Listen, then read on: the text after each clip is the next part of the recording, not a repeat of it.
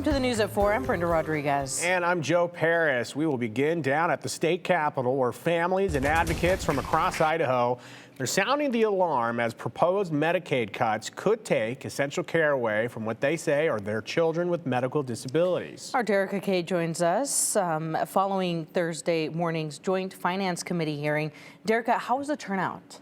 Well, hundreds of people concerned and parents, along with families and advocacy groups, packed the Statehouse as lawmakers discussed the Medicaid budget, urging lawmakers to listen before making any final decisions on the cuts.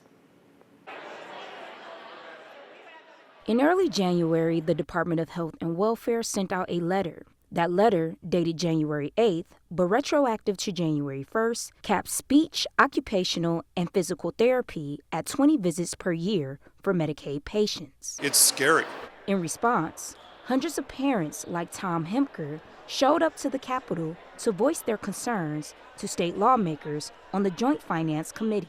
My wife and I are parents of a 39-year-old man that has Down syndrome, and occupational therapy, all the therapies that he's received since birth, have made it so that he has a job now. Governor Brad Little's proposed budget for fiscal year 2027 calls for $45 million in Medicaid reductions, including the elimination of home and community-based services. For Tom's son, Paul, that could mean losing the independence he's had for 20 years. And we're really concerned that the cuts to therapies as well as community-based housing for these guys so they can be out in the community and not in institutions. Scott Thompson advocates for his 5-year-old daughter who has a spinal cord injury. She went from being immobile to recently being able to walk with adaptive medical equipment. The access to that therapy wouldn't be possible without Medicaid. Thompson says Medicaid cuts limiting therapy sessions would force him to pay out of pocket.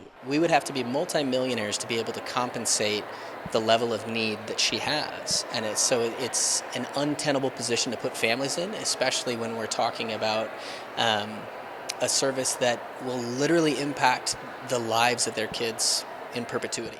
Therapists like Megan Coyle says the cuts will also hurt Idaho businesses. I have a lot of Medicaid clients, and if their funding gets cut, suddenly my clients disappear. Coyle says she works with more than 35 disabled clients on a weekly basis. She says deeper cuts can impact their progress. The majority of clients will lose the skills that they have developed because it's hard for them to have consistency in retaining those skills. During the hearing, Senator Melissa Wintrow criticized the state's revenue cuts and urged lawmakers to consider human impact. We cut the revenue way too hard last year, $450 million in 1 year, and now we're basically pitting services and people against each other, fighting for scraps, when we could just restore some of that revenue, make sure we're keeping the vital services that we have. Wintrow also says she is listening to constituents' concerns.